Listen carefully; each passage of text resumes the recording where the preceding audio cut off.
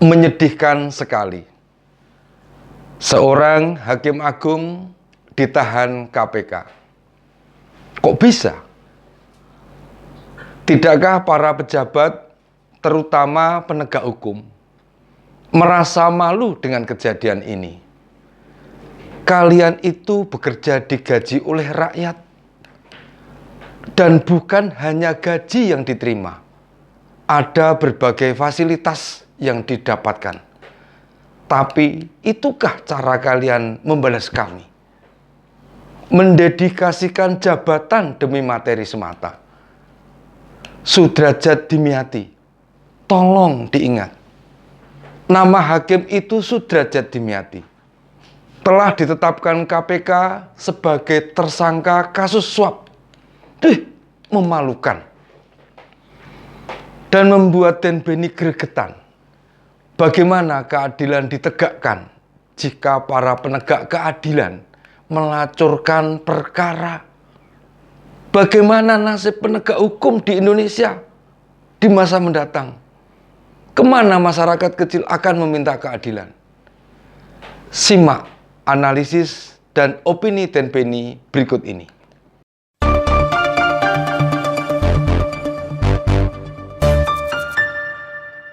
KPK menetapkan 10 tersangka. Dugaan suap, pengurusan kasasi dalam perkara kepailitan Koperasi Simpan Pinjam Intidana. Selain Sudradjat Dimyati, ada 1 panitra Mahkamah Agung, 4 PNS Mahkamah Agung, dan juga 2 pengacara. Pihak Intidana menginginkan KSP dinyatakan pailit. Dan agar keinginan itu menjadi keputusan MA, maka uang 800 juta diserahkan kepada Sudradjat. Kasus ini mengingatkan kita pada minggu awal bulan September. Ada 23 koruptor bebas bersyarat. Ada Atut, mantan gubernur Banten. Ada Zumi Zola, mantan gubernur Jambi. Patrialis Akbar, mantan hakim konstitusi, dan lainnya. Yang paling mengejutkan, tentu saja bekas jaksa bernama Pinangki. Semula dia divonis 10 tahun. Kemudian banding. Dan oleh pengadilan tinggi, hukumannya diringankan menjadi 4 tahun. Namun secara fisik, perempuan cantik itu hanya berada di tahanan 2 tahun. Terus terang, Den Beni bingung.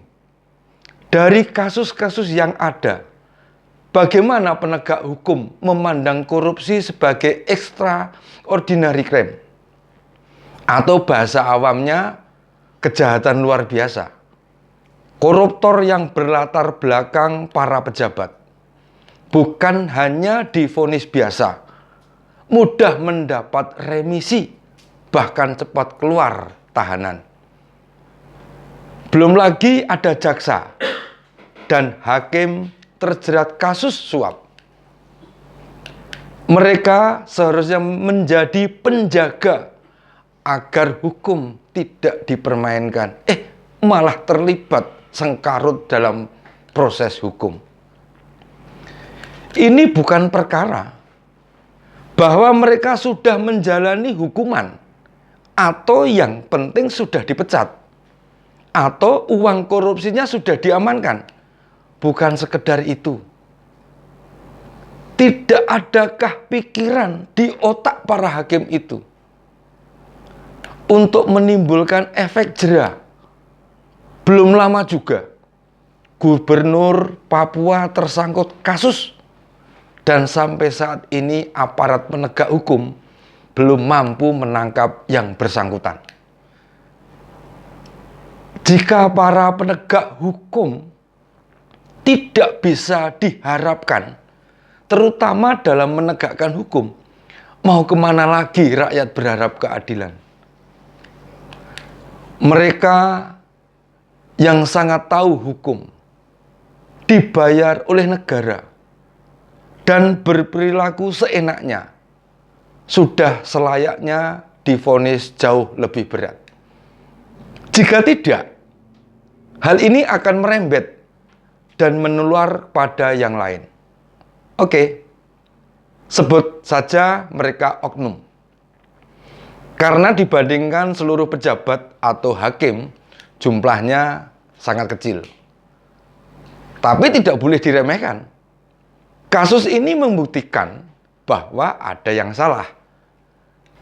Sudrajat itu hakim agung yang semestinya menjadi benteng terakhir penegakan keadilan.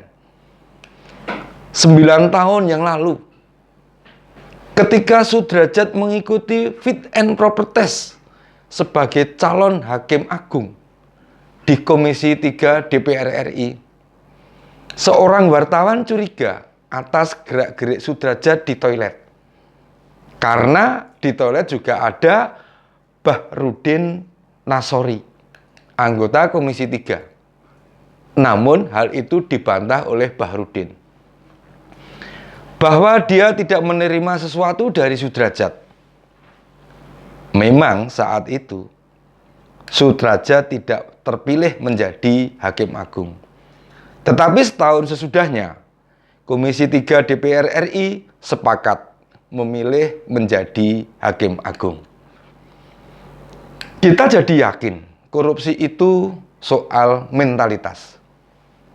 Artinya bukan karena merasa miskin,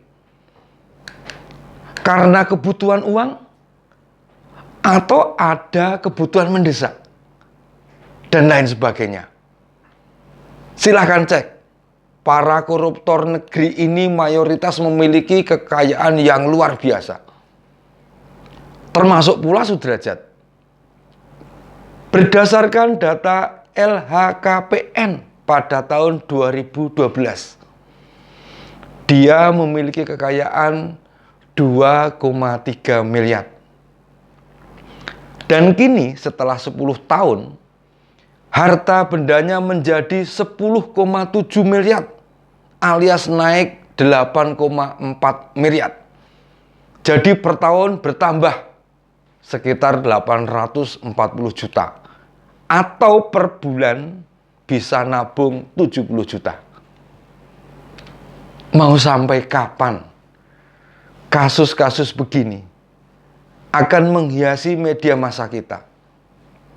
Mengapa para koruptor itu sama sekali tidak punya empati kepada masyarakat? Wahai para hakim, jaksa, dan penegak hukum lainnya, matikah nurani kalian?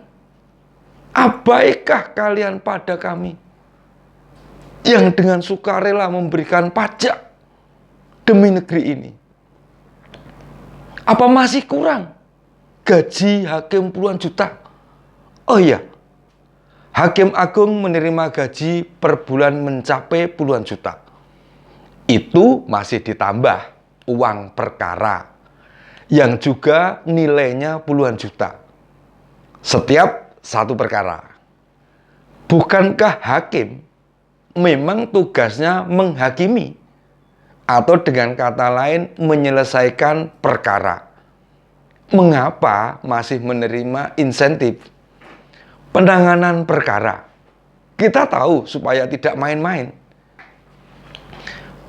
dengan perkara yang disidangkan. Tapi jika ditemukan hakim, jaksa, atau penegak hukum lain terlibat suap berkaitan perkara yang ditanganinya, seharusnya hukuman mereka jauh lebih berat. Pemecatan tidak hormat menurut pandangan subjektif dan Benny, itu bukan hukuman lebih berat. Mereka itu sudah hidup layak dengan berbagai gaji maupun fasilitas yang diterima. Jadi, bila itu semua tidak menghentikan nafsu korupsi dengan dalih apapun, harusnya ada hukuman yang lebih berat dikenakan pada mereka. Mau sampai kapan? Pengenaan hukuman lebih berat pada para penegak hukum yang mengangkangi hukum. Mau sampai kapan? Nunggu negeri ini hancur karena perilaku koruptor. Ayo lawan koruptor. Demikian opini Dan Benny. Kita ketemu di episode selanjutnya. Sikat masih.